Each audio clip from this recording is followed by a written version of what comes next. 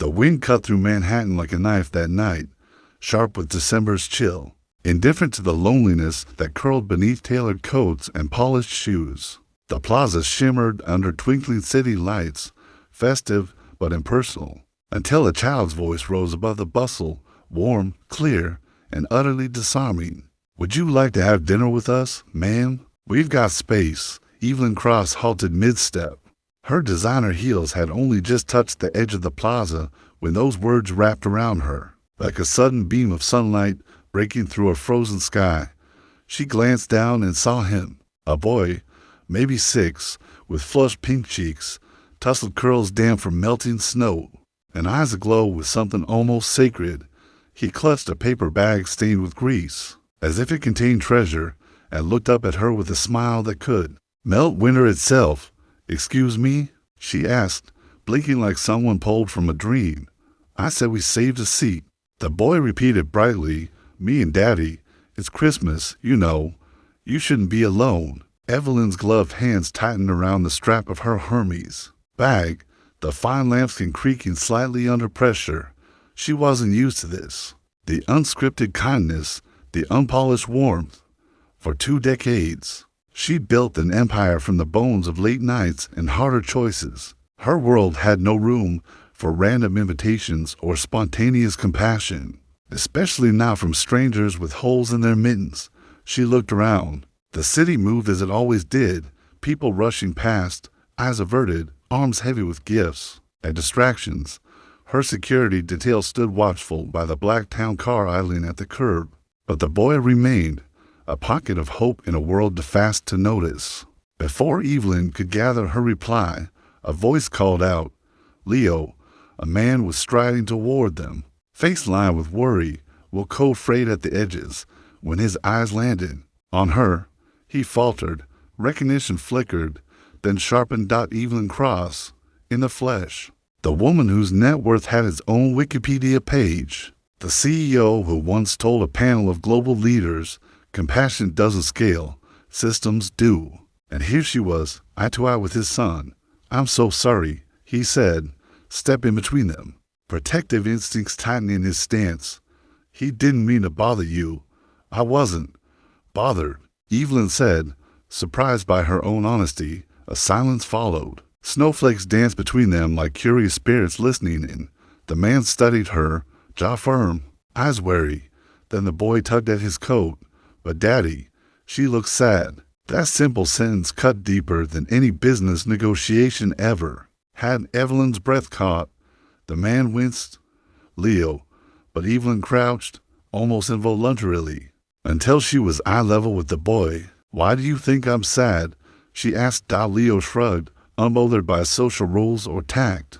"Because your coat's really fancy, but your eyes are empty." Nathan, the man, groaned quietly. "We're going." "Come on, Leo." But Evelyn's voice was steady. "Where's dinner?" Nathan blinked. "You said you had a seat," she continued, now speaking to him. "Where is it?" Leo lit up. "It's close. We live in the red brick building with the lights that blink too much. Daddy says they're haunted." Nathan exhaled sharply, unsure whether to laugh or panic. "You don't have to do this." "I know," Evelyn replied gently, "but I want to." He studied her again, long and hard, unsure whether this was a publicity stunt, a social experiment, or a trap.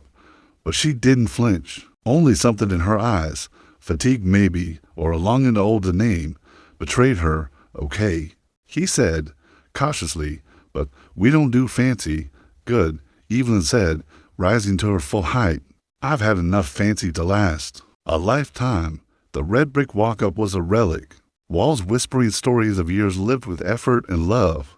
On the 3rd floor, the hallway smelled of paint and pipework. Evelyn had to duck beneath a cracked fixture. Leo darted ahead, humming a made-up song about snowmen who liked spaghetti.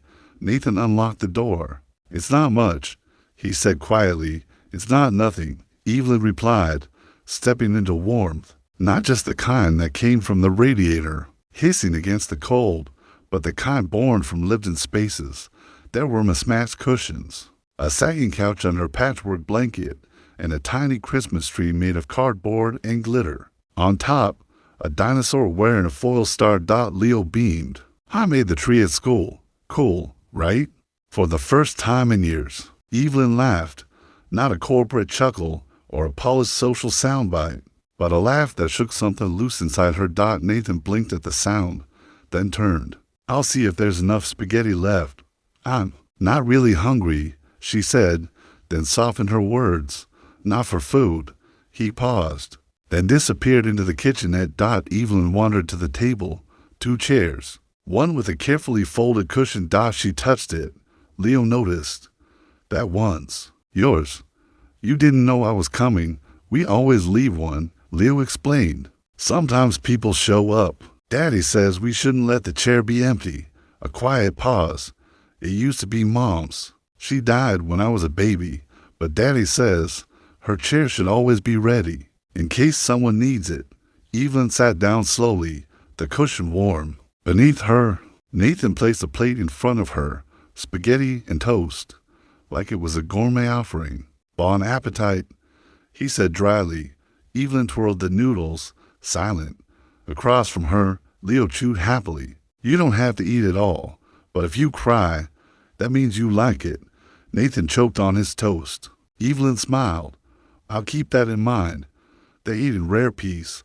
No boardroom jargon, no strategy. Just a man who cooked with quiet care, and a boy who believed in chairs that waited for people who might need them. When the meal ended, Evelyn rose and placed her napkin down with reverence. Thank you, she said. Nathan nodded, but Leo pressed a folded paper into her hand. A drawing. 3 figures at a table. The woman had yellow hair and a red heart drawn over her chest. In clumsy handwriting. It read, Miss Evelyn, your chair is always here. She looked at Leo, then at Nathan, a man who had built a home out of hardship and somehow raised a son who saw the invisible. Good night, she whispered. And for the first time in 20 years, Evelyn Cross left the dinner table feeling full. The next morning, skyscrapers gleamed beneath her penthouse windows, but Evelyn's eyes were distant. She stood in her pristine kitchen holding a coffee she didn't remember making. Her phone buzzed with schedules and shareholder upgrades, but all she could see was a crayon drawing, now propped reverently by the sink. 3 stick figures, 1 heart, 1 table, and a seat just for her. She should have brushed it off, but all night she dreamt of tinsel dinosaurs, buttered toast, and the kind of laughter that didn't echo off marble walls. You don't look lonely when you smile, Leo had said. No one had ever told her that before. Later that day, Evelyn stood before her office window, the city vast and indifferent. Her assistant entered. Boards ready. Should I hold them? Evelyn shook her head. Let them wait 10 minutes. When Melissa left, Evelyn pulled the drawing from her bag again, her fingers tracing over the words. Your chair is always here, instead of sending a gift basket. Some corporate token. She rose, shrugged into her coat, and whispered to her assistant. Cancel the meeting. Tell them I have something more important to attend. The building looked smaller in daylight. She hesitated, then pressed the buzzer. Nathan opened the door, surprise written across his features. Miss Cross? She held up the drawing and a scarf. I came to return this. Leo forgot. You could have mailed it. I don't like mailing. Things that matter. That gave him pause. He's at school, Nathan said finally. I pick him up at 3. I'm not just here for him. Nathan leaned against the frame. You're really not used to being turned away, are you? No, she said honestly. After a long beat, he stepped aside. Come in. The apartment was unchanged, but quieter. Evelyn sat at the same table. Nathan poured her coffee. You run $1 billion empire, he said, and you're here, where the heater sings opera and the couch sags. I've had enough silence. Opera is an improvement. He gave a rare smile. You're not what I expected. Neither are you, she replied. You're not here to fix us, are you? No. Maybe, for once, I came because I didn't feel like the one being fixed. Nathan studied her, unsure. Finally, he stood. I have to pick up Leo. Will you tell him I stopped by? Nathan walked her to the door. If this is goodbye, don't come back. I won't disappear. she promised. Rich people always say that. Then maybe, she said softly, it's time someone didn't. That evening, Nathan found Leo coloring furiously on the floor. She came back, Leo said, not looking up. But she didn't take the drawing. She left it. Leo nodded and held up a new one. This time, Evelyn's stick figure wore glasses. Nathan's had a coffee mug, and beside Evelyn, a fourth chair. Who's that one for? Nathan asked. In case she brings someone lonely next time. Nathan sat beside him, stunned by a child's boundless hope. You think she'll come again, Leo? Grin. She already has a seat. He handed his father a crayon. Want to help color the stars on the ceiling. Nathan took it. Maybe, just maybe, this wasn't about saving anyone. Maybe it was about being seen and saying yes. And across the street, Evelyn Cross didn't knock. She simply stood, holding a paper bag from an old bookstore, waiting. Because sometimes, the seat waiting at a humble table is worth more than a throne. It was a slow-burning Sunday morning, the kind where the city exhaled and the sirens in the distance felt more like punctuation than emergency. The street stretched under soft sunlight. Coffee carts hissed and bagel shops glowed with warmth. The world was waking up gently, but Evelyn Cross was holding her breath. She stood across the street from the familiar red brick building, her heels crunching on gritty pavement, her heart a storm behind her carefully composed expression. She didn't know what she expected to see. Maybe Leo's face pressed eagerly against the window, tiny hands waving with the kind of joy that felt like a gift. Or perhaps Nathan, opening the door with that quiet suspicion he wore like a coat, guarded, watchful. But the window remained still, the door silent.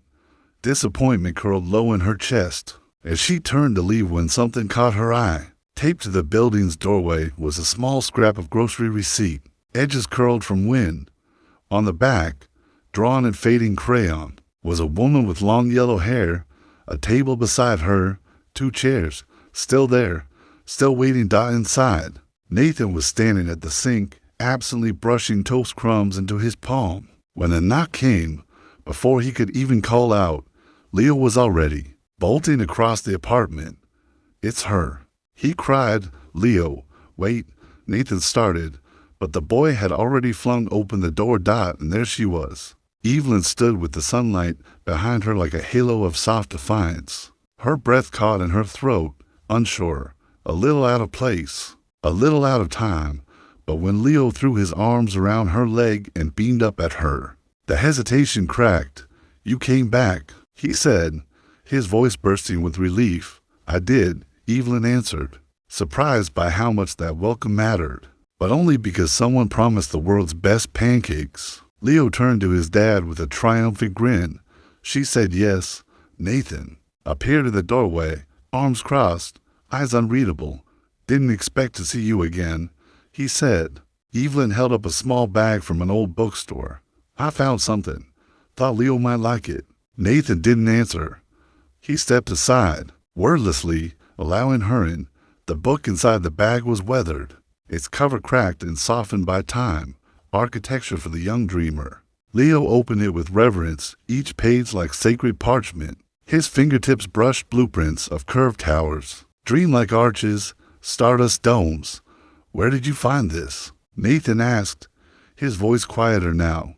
Someone gave it to me once, Evelyn said, back when I thought the world was made of locked doors. This book taught me blueprints aren't just for buildings. They're for second chances too. Nathan's gaze lingered, something shifting in its depth. Leo looked up, wide-eyed. Can I draw buildings with stars in them? Evelyn crouched beside him. You can build anything, she said, as long as you remember who you're building for. Later, as Leo sprawled across the floor sketching dreamscapes with marshmallow roofs and moonbeam windows, Evelyn lingered. Near the kitchen table, Nathan handed her a cup of tea without asking how she liked it. Still don't like silence? He asked. I'm learning to listen to it, she replied. It's louder than I ever imagined. Nathan studied her profile. You really used to read that book? Evelyn nodded. On nights when the world felt like a room I didn't have the key to. So, he asked gently, What opened the door? She hesitated, then answered, I didn't.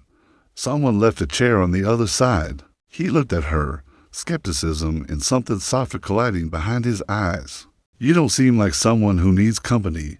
No one does, she said, until they remember what it's like to be seen. Nathan looked away, his jaw flexed, with some private resistance. I've seen people like you, he said finally.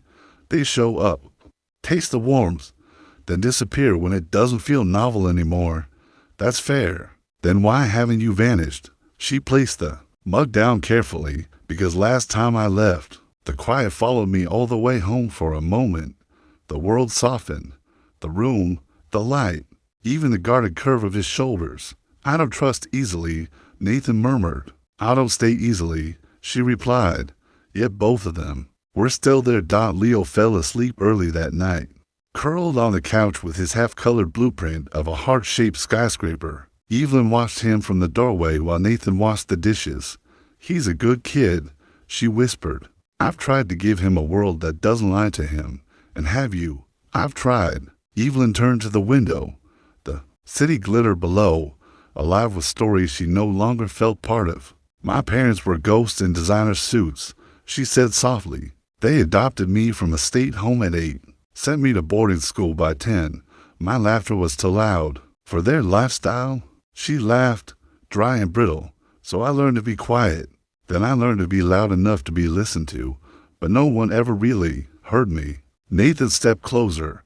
Who hears you now? He asked. She met his gaze. Leo does, and maybe you might. There were no promises in that room, only the tender weight of possibility. The next morning, Nathan asked if she wanted to join them for Leo's school open house. He's presenting something called the Chair of Feelings. He added, the what? Nathan smirked. It's a chair where you sit when you're full of feelings to talk. Evelyn smiled. Sounds like something the world needs more of. You sure you're not too busy building skyscrapers tomorrow? She said, softly. I'd rather build trust. Nathan didn't reply. He walked to the closet and pulled out her scarf, the one she left behind on that first night. We don't keep what isn't ours, he said, but we hold on to it, just in case they come back. She took it with quiet reverence. Then I'm glad I did. And as she stepped into the evening cold, scarf wrapped tightly round her neck, Evelyn realized, for the first time in decades, she didn't feel like a guest. Some part of her had started to belong. It had been 17 days since she first sat at the Hales' modest kitchen table. Now that she was counting, her visits were casual, dropping off puzzle books for Leo, sharing coffee with Nathan, lingering just long enough to say she was in the neighborhood. But on one soft Tuesday afternoon, Evelyn arrived to find the apartment door already ajar. Laughter drifted out, raw, full-bellied, the kind that doesn't know how to pretend. She stepped inside. Nathan and Leo were on the floor building a crooked castle out of popsicle sticks. You're just in time, Leo shouted. We're making Fort Feelings. Nathan rose slowly. He didn't smile. You weren't expected today, he said. Evelyn held up a paper bag. I brought gingerbread, the real kind, burnt edges and all. Leo lit up. Did you bring the story? What story? The one about the tall glass building full of sunlight. You promised. She looked at Nathan. He was already turning away. Maybe later, she whispered. I should come back another time. Leo grabbed her hand. You always say that. That word, always, landed heavy, too honest. Leo, Nathan said gently, give us a minute. When Leo vanished into his room with a rustle of crayons and crumbs, silence thickened between them. Evelyn set the bag on the table. He asked me to come. I didn't. The words stung, sharper than he meant. I know. Nathan crossed his arms. Why are you really here, Evelyn? She looked at him and told the truth. Because I forgot what kindness felt like without strings, and this place reminded me. He didn't soften. I know people like you, he said. You love projects, especially broken ones. I'm not here to fix anything. You rearranged your world just to bring my kid a book. You think I don't notice the job offers? The hints? The quiet saving? Is it wrong to help? It is when it's about you. Silence again. I don't want Leo getting used to people who leave, he added. He's already lost one chair at that table. I didn't come to replace her, Evelyn whispered. I came because I'm lonely, and because this place made me feel something I thought I'd lost. She reached into her coat and placed the scarf gently on the table between them. I won't force a seat at your table, she said, but I left a part of myself here, and that part doesn't want to leave. Nathan stared at the scarf, not just fabric now, but symbol, not surrender, not victory dodges truth. I'm not asking for permission, Evelyn added. I'm just saying, I'll be here. If you ever decide to need someone, I'll still be around. She turned toward the door, and then, from behind her, his voice. Quiet, but certain. Next time, he said, bring the scarves. She turned, startled. In case the guest brings someone lonely, too. That night, Evelyn sat in her penthouse. The scarf was gone, but something warmer remained. A crayon drawing, folded and waiting for chairs now. One still empty, and beneath it, in Leo's sprawling handwriting, some seats take time, but they're worth the wait. She read it once, then again, and this time she smiled, not because she felt welcome, but because, at long last, she believed she could stay. Evelyn laughed, her breath misting in the winter air as she handed Nathan the thermos, split pea. Homemade, she said, then added with a wry smile, don't worry, I didn't make it. Nathan chuckled, relief softening the edges of his ever-watchful posture, and just like that, they slipped back into the quiet rhythm they'd somehow learned together, tentative, familiar, imperfect. Evelyn settled cross-legged on the living room floor, her coat folded neatly beside her, helping. Leo taped stars to the ceiling of their forward feelings. Nathan sat at the table, pretending to read the newspaper. Though his eyes followed every word and every heartbeat in the room, Leo held up a lopsided star, its corners uneven, its center adorned with a small red heart. This one's for Mommy, he said softly. Evelyn's hand paused mid-tape, her fingers tightened on the roll. Your mom, she asked gently. Leo nodded, his curls falling over his brow. She's up in the sky now, so I made her a star, with a heart inside. Daddy says she loves stories. Evelyn's eyes flicked toward Nathan. He met her gaze just long enough for silence to say what memory wouldn't let him. Sometimes I dream she's reading to me, Leo continued, utterly unfazed. Her voice sounds like warm soup, and Saturdays, Evelyn's voice trembled. That sounds beautiful. Leo tilted his head, thoughtful beyond his years. I think maybe she left her chair, so someone else could sit there. Do you think people do that? Evelyn blinked, caught off guard by the simplicity, the weight of his question. I think, she whispered, maybe they do, and maybe someone notices when the chair is still warm. Nathan exhaled slowly, like a truth had been unburied without warning. Later, while Leo dozed in a nest of couch cushions and crumpled stars, Evelyn and Nathan sat across from one another at the table. No distractions, just the soft flicker of lamplight and the fragile hum of trust inching into the space between them. Leo's incredible, Evelyn said. He doesn't carry things the way other kids do, not with anger. Nathan stirred his tea. He carries things, he said quietly. He just turns them into stars instead of stones. Evelyn nodded, her throat thick. That's a gift. So, it's showing up when you're afraid, Nathan replied. Watching her carefully, she looked at him, not blinking. I've spent most of my life building walls, telling myself I didn't need anyone. I wouldn't have come back if Leo hadn't left that chair. Nathan leaned forward slightly.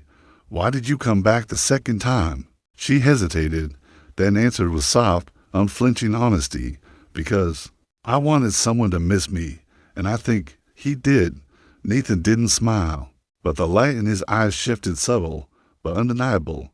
You were right, he said after a moment.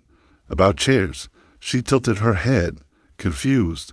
What do you mean? I used to think the hardest part was building a life for Leo, he murmured. But the truth is, it's been building a space where someone might want to stay. Evelyn touched the edge of her cup. You made space, she said quietly. I didn't think I had. You did, she said, and I noticed.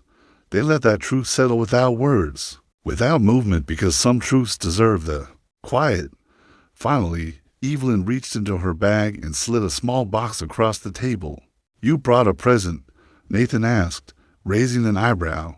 It's not much, she said, but it's a beginning. Inside was a brass key, tarnished, aged, imperfect. It's the key to a space on the Lower East Side, she explained. I bought the building last year. It was supposed to be a luxury condo project, but I backed out. The space is good bones. Nathan looked at her, unsure. I saw your old designs, she continued. The community center, the rooftop garden, the reading room. I thought maybe this key could unlock more than just a door. Nathan closed the box gently. Evelyn, I'm not asking for favors. I'm not offering one, she replied softly. I'm offering a partnership, a place where Leo's stars can glow on real ceilings. A silence lingered before Nathan said, almost in a whisper, I don't know how to thank you. You don't, she said. You just show up, and then, for the first time, he reached across the table not out of obligation or drama, but simply to place his hand over hers. Solid, present, real. That night, as Evelyn stepped out toward her driver, she glanced up at the window of the Hale apartment. Taped to the glass, fluttering in the wind, was a paper star. Written in bright blue marker were the words, Hope lives here. And for the first time in a long time, Evelyn dared to believe that maybe, just maybe, it lived in her, too. The snow returned without warning. By dusk, Brooklyn was swaddled in white. The streets hushed, headlights drifting like ghosts through the snowfall, and shop signs glowing like silent prayers. Evelyn stood outside the Hale building with a small thermos in her hands and an unopened umbrella by her side. Snow gathered in her hair, along the shoulders of her coat, but she didn't move. She wasn't afraid to fall, she was afraid to jump. Inside, lights burned warm behind fogged windows. She could hear muffled laughter, the clatter of dishes, the background noise of a cartoon left to loud. She knocked. Once, twice. The door opened quickly. Nathan stood there, sleeves rolled up, hair tousled, a dish towel slung over one shoulder. You're soaked, he said. Evelyn looked down as if realizing it only then. I didn't notice. Coming, he said gently, stepping aside. Before you turn into a snowman. Inside, Leo was curled on a couch, a blanket tucked beneath his chin. His cheeks were flushed, his nose pink with fever. A cartoon played in the background, but no one was watching. He's been sick since last night, Nathan said in a hushed tone. Low fever. Nothing serious, just restless. Evelyn knelt beside the couch, her hand brushing a stray curl from Leo's forehead. Hey, sweetheart, she whispered. Leo blinked up at her, a faint smile tugging at his lips. You came. I promised I'd help hang the stars, she said. We'll do it when you're better. He reached for her hand. Will you still be here tomorrow? She nodded. I'll be here as long as you want me. Satisfied, Leo drifted back into sleep. Nathan watched from the doorway. Evelyn rose slowly and walked into the kitchen. He followed and handed her a mug. You okay? She nodded. Just tired. They sat in the stillness. The radiator hissed. Outside, snow fell as if time itself had paused. Then, suddenly, Evelyn's breath caught. Her hand went to her eyes. Her shoulders trembled. Nathan leaned in. Hey, I'm fine, she said. You're not. She shook her head, unable to hold it in any longer. This wasn't supposed to happen, she choked out. What was it? I wasn't supposed to feel this much, she whispered, voice splintering. I built my whole life around being needed, but never needing, giving, but never expecting. She looked up, eyes glistening with truth long buried, and now, this little boy draws me stars and saves me a chair. And she broke, not with a dramatic cry, but with quiet, aching sobs that pulled from places inside her she had long ignored. Nathan didn't say anything. He didn't try to fix her. He just stayed, and after a while, the storm inside her began to calm. I'm sorry, she whispered, wiping her face. Don't be. She laughed, shaky. Leo's going to think I'm a mess. He'll think you're real. She looked up, blinking. Is that enough? Nathan leaned forward. It's everything. They sat in the warmth of shared vulnerability to people, no longer pretending to be fine. I used to think strength meant silence, Evelyn said softly. Now, I think it means showing up anyway. You're showing up, he said. So are you. A beat passed. Then Evelyn reached into her coat and pulled out a sealed envelope. What's this? Nathan asked. An invitation, she said, to something I've never done before. Inside was a single card, a community design proposal by Nathan Hale. I submitted it, Evelyn said, to the city's redevelopment board under my name, with your authorship. Nathan stared. You, what? It's a long shot, she admitted, but it's real, and it's yours. He looked stunned. She reached for his gaze. Promise me something, anything. If you build this, if they approve it, leave one room unfinished. Why? So someone else can finish it, she said. Someone who needs to believe they belong. Nathan leaned back. The weight of her gesture settled into his chest. When I lost my wife, he said, I thought that was the end. The world got quieter, and I got smaller. I lived for Leo, but I didn't grow. Evelyn's eyes didn't leave him, and then you came in like thunder, he said, loud, brilliant, disruptive, and suddenly there was room again, room for stars, for dinner, for stories. You make things bigger again, he finished. She looked down. So do you. He reached for her hand again. This time, she met him halfway, not as a stranger, not as a visitor, but as someone choosing to stay out. The news broke on a Wednesday, the kind where the sky hung low and the wind had no reason but cruelty. Evelyn stood in the boardroom of Cross Real Estate, where everything smelled like espresso and ambition. The final proposal was being passed around, a sleek, app-integrated, $40 to million smart building designed to erase the old and usher in the new.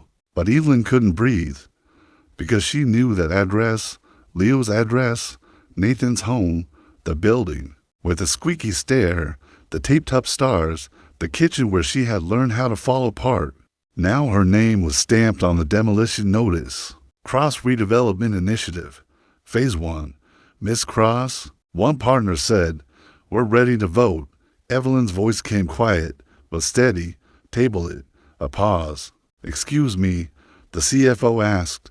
I said, table it until further notice. You can't. I can, she said, rising, and I will.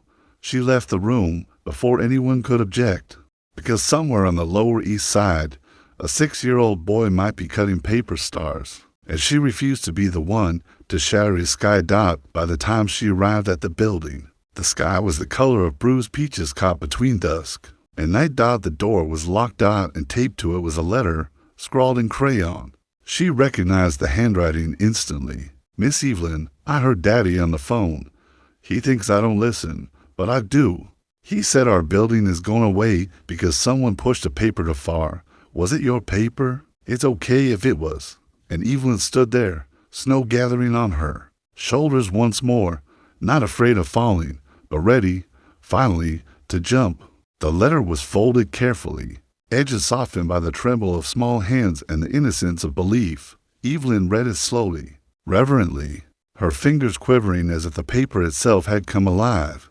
I just want to say thank you for sitting in the chair. I think maybe you're sad because you're always holding everything. Maybe you're tired. I hope you rest. It's okay not to come back. I understand. Leo P.S. I left one star taped under the table. It's yours if you want it. P.P.S. The chairs are still here, just in case. Evelyn's breath hitched. Her vision, blurred. Her hands, usually so poised, shook under the weight of grief, shame, and something deeper sorrow she never had the courage to name. For the first time in her adult life, Evelyn Cross leaned her forehead against the chipped apartment door and whispered into the wood, I'm sorry, but the door did not open, because they were already gone. Nathan hadn't answered his phone, not for hours, not since the letter. Evelyn had called everyone she could think of. She paced her penthouse with desperation tightening around her chest like a vice. Her assistant, Melissa, finally ran a search. The results dropped like stones into Evelyn's stomach. Eviction notice, filed last week, unpaid rent due to a zoning increase. Hidden beneath cold bureaucracy. They didn't tell me, Evelyn murmured. Stunned, Melissa hesitated. They probably didn't know you were behind it. I wasn't. Evelyn snapped, then softer. Broken. Not on purpose.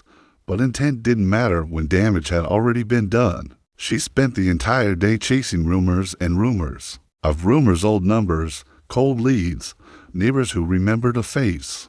A building super who mumbled something about a friend's couch in Astoria. But it all felt like chasing smoke through fog. Then, just before midnight, as Evelyn sat on the edge of her bed with her soul fraying at the edges, she reached into her purse and felt it, a crumpled napkin, ink smeared from weeks of wear, a map. Leo had drawn it long ago, in bright marker lines and dotted arrows, a treasure map.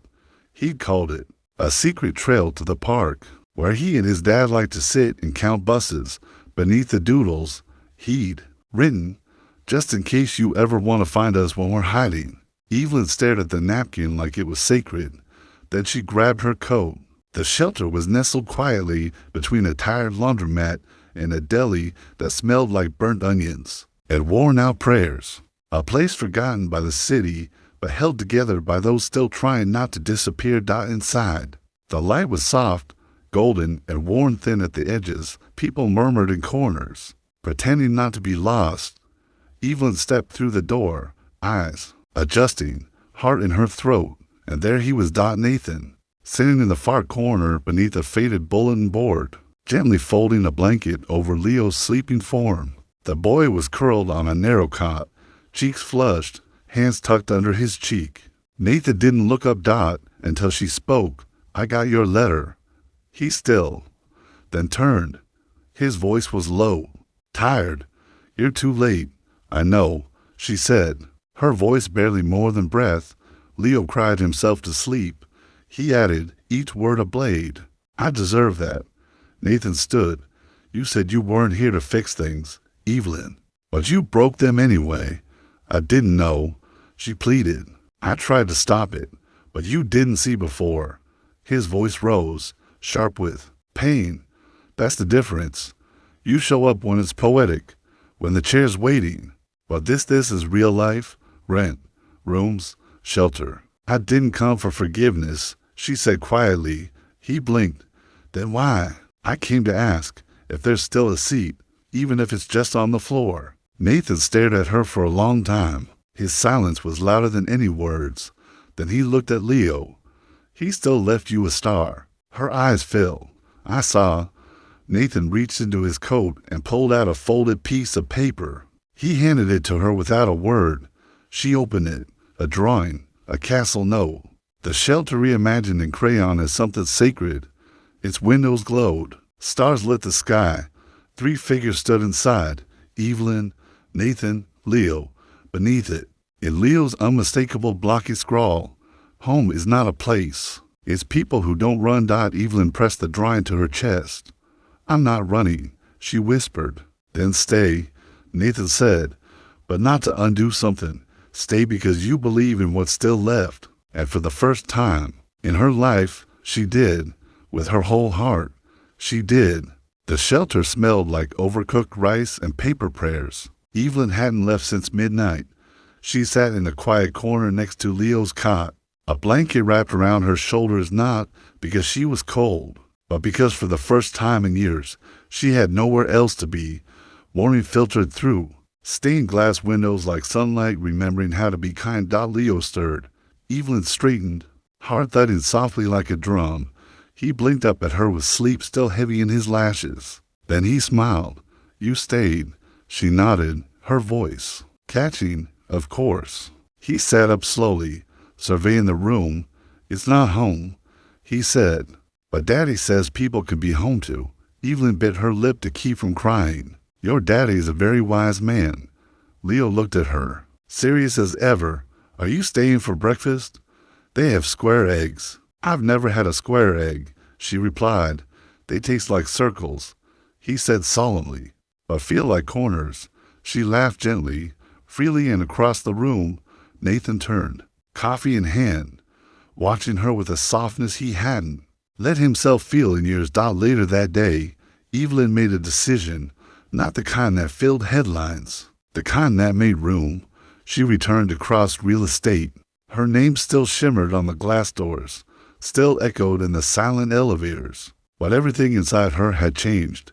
She called an emergency board meeting. The room bristled with tension. I'm withdrawing our support from Phase 1 redevelopment, she announced. Stunned silence. You can't do that, someone said. You sign off. Funders are already secured. I can, she replied, and I will.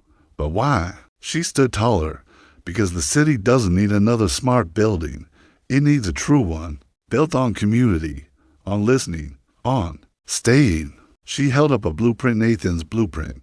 A community center, she said. Affordable housing on top, rooftop gardens, reading rooms, classrooms, spaces where people don't just live, they belong. A scoff.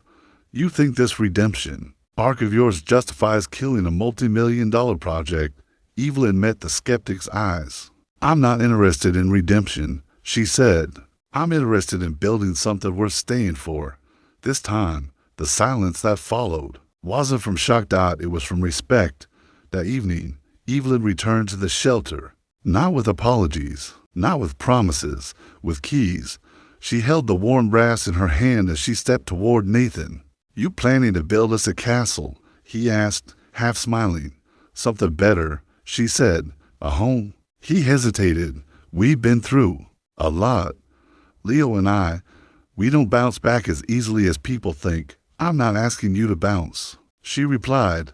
I'm asking if I can walk beside you while we rebuild. He looked at her, really looked.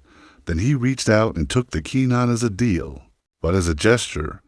You're not the same woman who knocked on our door that night. I know. Leo came barreling between them, coat half zipped, cheeks flushed. Are we going to see it? Evelyn smiled. We're going to build it. They visited the building that weekend. It was weary, worn by time, its walls sagging, but its bones still strong.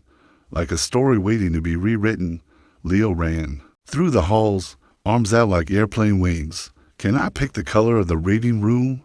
Nathan looked at Evelyn. He's already promoted himself to CEO. He has great instincts, she replied. They found an old office near the front, dusty, forgotten, but full of light. I used to dream of turning this into a listening room, Nathan said, a space where people knew they were heard. Evelyn traced her fingers along the sill. Then let's keep it that way. Leo reappeared moments later, dragging a folding chair behind him. I brought a chair, he said proudly, just in case someone shows up. Nathan laughed. For who? Bud. Leo shrugged. For the next Evelyn. She froze, then smiled, because she knew the chair wasn't for the woman she had been. It was for someone else, someone not yet here, someone who might need what she once did. A place, a pause, a promise. She crouched beside him. That's the most important chair in the whole building. Leo beamed. Nathan watched her quietly. You sure you're ready for this? She turned to him, voice steady. I'm not just ready. I'm home. And as they stood in that old building with new dreams sprouting from tired corners, something remarkable happened. The blueprint of their future wasn't made of concrete or contracts. It was made of courage, of trust, of people who chose to stay, and one little boy who always kept a chair open just in case. The first brick wasn't made of clay. It came in the form of Evelyn Cross knocking on another door, not to ask, not to take, but to invite. Leo drew this, she said, holding up a hand-colored flyer. It says, come build something with us. He added a sun, the stick figures, and I think a dinosaur. Nathan leaned on the frame, arms crossed, amused, moved. You recruiting construction crews with crayons now? They're more persuasive than contracts, she replied, and cheaper. He charges in Oreos. You'd be surprised how many. The lot had changed. The weeds were gone, graffiti scrubbed. In their place, chalk lines, measuring tape. and Hope Dot neighbors had shown up, a retired plumber, a single mom offering to cook for the volunteers, the teenagers with more heart than skill, but enough of both to raise walls. Nathan stood in the center, clipboard in hand, conducting the day like a symphony. Evelyn watched as Leo stood on a stool, painting stars across a blue wall. Tongue out in concentration. Nathan nudged her, speech ready. What speech? The press arrives at 5. She groaned. Can't that be optional? You're the face of this place. No, she said, looking around at the dust and laughter and possibility floating like light. This is the face of it. Nathan looked at her, really saw her. You've changed. I've remembered who I was, she said, before I forgot. He reached for her hand. And this time, she didn't hesitate. At 4:58 p.m. The lot buzzed with a kind of joy that could only be called homecoming. There were balloons, fold-out chairs, lemonade, a crooked sign that read, Welcome Home Project, and, for once, Evelyn didn't feel like someone saving the day. She felt like someone staying for it. Evelyn stepped up to a makeshift podium fashioned from old shipping crates, a banner fluttering gently across the front painted in bold, colorful strokes by Leo and his ragtag crew of little artists. It read simply, Room for Everyone. She looked out over the gathering. A quiet breeze kissed her face. Her breath caught in her throat, not from nerves, but from something deeper, the realization that this moment had been a long time coming. She was not used to speaking from the soft places inside herself, but maybe that was exactly why she had to. Her voice, when it came, was steady, though it trembled at the edges. 6 months ago, she began. I was sitting alone in the penthouse of a building I owned. It had every smart feature money could buy. I could change the lighting with my voice, lower the shades with my phone, but I couldn't quiet the loneliness. I had control over everything except the emptiness in my own chest. She paused, the silence rich and full. Then I met a boy who saved me a seat, just one. It wasn't gilded. It wasn't polished. It wasn't even planned. But it was open, and that one small gesture, that seat, it changed everything I thought I knew about what makes a home. Her eyes drifted to Leo, who sat cross-legged at the front, grinning like the sun had set inside him. Home, she continued, voice firm now, isn't about walls or wealth. It's about having the courage to keep a chair open, to listen, to stay. The applause didn't come like thunder, it came like a wave. Gentle, honest, true. Nathan stepped beside her as reporters swirled like birds at dusk, snapping photos, asking questions, but Evelyn wasn't thinking about flashbulbs or headlines. She was thinking about the scent of sawdust and paint, about the murmur of voices that once had no place to speak, about what it meant to belong. That evening, after the sun had curled beneath the city's horizon and twilight draped the world in velvet, Evelyn wandered into the listening room. It was almost finished now. The floors had been sanded smooth. The shelves were half filled with stories and memories. One corner deliberately was still bare, waiting for someone else's story to shape it. She sank into a single chair placed in the center of the room. Quiet, present. Footsteps echoed gently behind her. I thought I'd find you here, Nathan said. She didn't turn. Instead, she asked, softly, do you think it's working? He moved closer. The building? No, us. Nathan sat beside her, folding into the silence as if he belonged there. Do you remember what you told me the night I cried in your kitchen? She asked. A faint smile tugged at the corner of his mouth. I said you were real.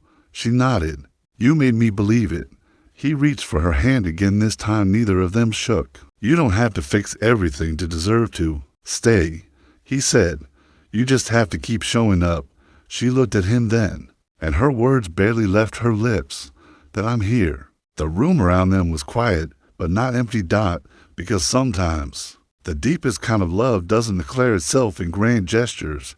It lives in presence, in a chair pulled closer, in a hand that doesn't let go, in a whisper meant only for someone who's finally learned how to hear. The night sky was velvet, scattered with stars. Real ones this time, not paper cutouts taped to ceilings. but on his constellation stretching endlessly above the half-renovated community center, Leo lay in a sleeping bag beside a donated telescope, naming stars that didn't exist. "That one looks like a dancing waffle," he announced with complete sincerity. Nathan chuckled. "You've got quite the imagination," but Evelyn sat cross-legged nearby, her business blazer traded for a soft sweater, her hair loose in the wind. She wasn't watching the stars. She was watching them, the boy who had opened the first door, the man who had let her stay. "You know," Leo said, staring up at the sky, "I used to think rich people didn't get cold." Nathan raised an eyebrow. "Why?" "Because in movies they always looked warm." Leo shrugged. "But I think it's 'cause they always had someone next to them. That's what keeps people warm." Evelyn's breath caught. Nathan didn't speak. He didn't have to. Leo had said the thing neither of them had dared to. Later, when Leo had drifted to sleep, one hand still holding a flashlight and the other a half-eaten cookie, Nathan set up the folding chairs near the edge of the rooftop. He handed Evelyn a cup of cocoa, warm and real. "I didn't know you could cook," she teased. "I can't," he said. "The woman downstairs made it. I bribed her with a month of free tutoring for her twins." She laughed. "Resourceful. Survival. Skill," he added with a smile. They sat in companionable silence, the city breathing gently around them, horns in the distance, windows blinking like distant lighthouses. "Do you miss your old life?" he asked. Evelyn sipped her cocoa, thoughtful. "Sometimes. Mostly the silence." He looked at her, surprised. "I used to think silence meant peace," she said, "but it was just loneliness." "Dressed in silk," Nathan nodded slowly. "I used to think chaos meant failure." They both smiled, because now, surrounded by paint cans, sticky notes, volunteers, and one very opinionated 6-year-old CEO, they knew better. "Do you ever get scared?" she asked. His gaze held hers. "Only when I start to believe this might actually last." Her voice broke slightly. "Nathan, I'm not going anywhere." He searched her face. "You sure?" She took a breath. "Not shallow, not scared, deep and rooted. I spent years building things I thought would last forever, skyscrapers, systems, empires, but they were always one storm away from crumbling." She reached for his hand. "This, whatever this is, doesn't feel like something I built. It feels like something I finally found." Nathan looked down at their joined hands. "Leo keeps asking if you're moving in," he said with a teasing smirk. She blinked. "I told him grown-ups take longer to unpack their fears than their furniture." She smiled. "Well, maybe it's time I started unpacking." They sat in the hush of the night, the rooftop cold, but between them, a warmth that required no explanation. Then Nathan turned to her. "Can I ask you something?" "Of course." "That first night you came to dinner, what were you running from?" She didn't answer like a CEO. She didn't answer with numbers or charm. She answered like a woman who had laid down her armor. "I wasn't running," she said softly. "I was falling, and I didn't know it until someone pulled up a chair." Nathan looked at her as if he were seeing her again for the very first time. He reached up and tucked a loose strand of hair behind her ear. "Stay tonight," he said, "not as a guest, not as someone trying to fix something, just as Evelyn." She glanced down at Leo, curled in dreams, at the city that no longer felt like a fortress, then back at Nathan, whose eyes held nothing but truth. She didn't speak. She just leaned in, resting her head against his shoulder. And they stayed like that. No grand declarations, no fireworks, just the quiet peace of two people who had finally stopped running. And somewhere below, taped beside the listening room window, a paper star curled slightly at the edges. It had weathered time, wind, and change, but it was still there, because some chairs never go empty. They simply wait for the right heart to come home. The wind was gentle that morning, not cold, not warm, just tender, like memory brushing against your skin. A red ribbon stretched across the entrance to the newly finished community center, tugged playfully by the breeze.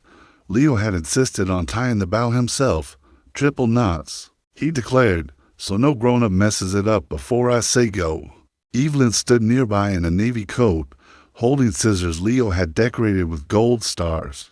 Her hair danced with the wind, her eyes scanning the crowd now for cameras or funders but for them. "Over here," Leo shouted, waving both arms, like a tiny human lighthouse. Beside him, Nathan smiled, one hand on Leo's shoulder, the other tucked into the coat Evelyn had once joked made him look reliably stubborn. Evelyn stepped up to the ribbon.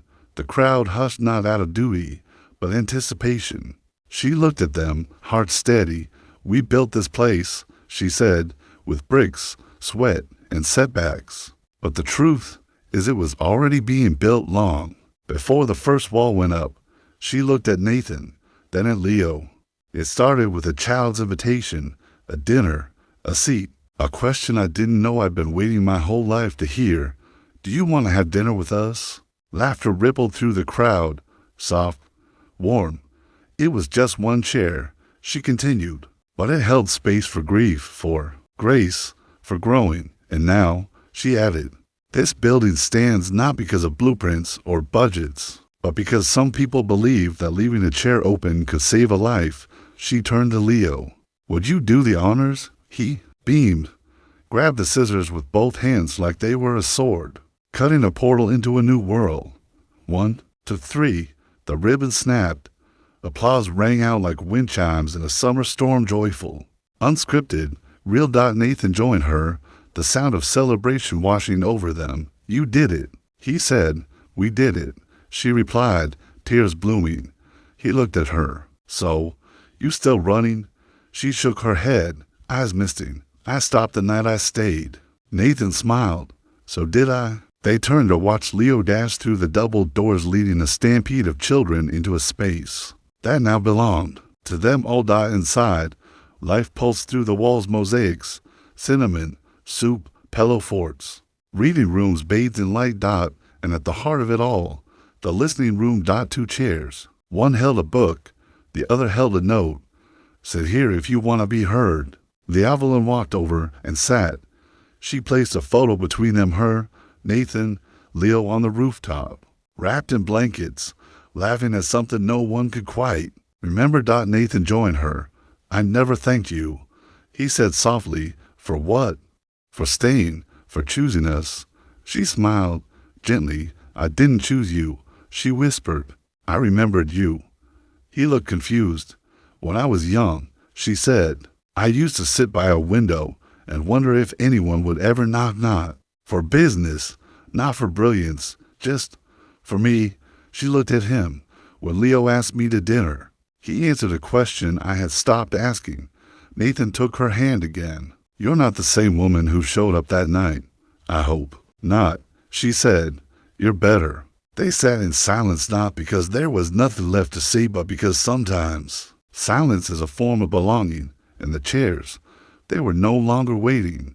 They were home. The chair that waits that evening, after the laughter had softened into memory and the last voices had drifted into the hush of night. Evelyn stood alone at the entrance of the newly born community center. She turned the key in the lock, the soft click echoing like punctuation on a sacred chapter. The building, still warm with the pulse of celebration, stood silent behind her, its walls now breathing with purpose, with love, with possibility. She turned.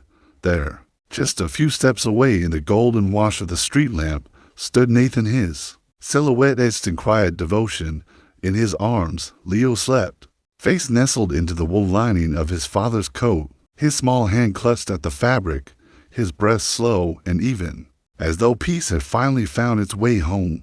Nathan adjusted his son gently, arms cradling him as if he held something holy. When he looked up, his voice was barely above a whisper, but it carried more weight than any speech. "Are you coming home with us?" Evelyn froze, not because she didn't know the answer, but because the question felt too big for just yes or no. She glanced back over her shoulder, through the glass door she had just locked.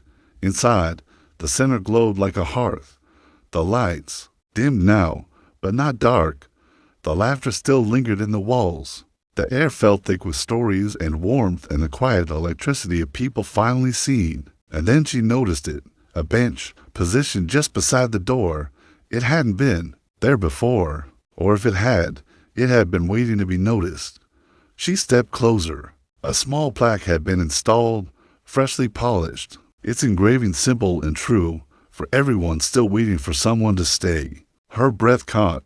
She reached out, fingertips, grazing the brass letters, like touching a memory not quite hers. Then she turned back to Nathan and nodded, her voice steady with something deeper than words. I'm already home. Weeks passed. The season shifted. Winter beginning to stretch its fingers through the city's corners. Wind curled around buildings like a question, and yet the center remained a steady heart in the middle of it all, beating with quiet resilience.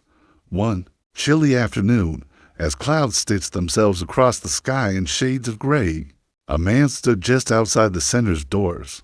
His coat was frayed, shoulders hunched against a wind that carried more than cold shame, perhaps loneliness, a life lived alone on the outskirts of belonging. He stood still for a long moment, hands in pockets, eyes scanning the sign above the entrance as if trying to read something not written there. He looked tired, not just in body, but in soul, as if too many days had passed behind him and not enough hope stretched ahead. Then the door creaked open. Leo stood there, small but certain, his coat half-zipped and hair tousled from nap or play. Hi, he said, with a smile as soft as soup steam. Are you looking for someone? The man shook his head, embarrassed. Just passing. Leo tilted his head thoughtfully, the way children do when they haven't yet learned to mask compassion. We have food, he offered, and seats, and a really good couch. The man hesitated, shifting on his feet. I don't think I belong. Leo didn't argue. He didn't push. He just smiled with a kindness too old for his years and too sincere to ignore. We always keep a chair open, he said, just in case. The man's eyes glistened, though no tears fell.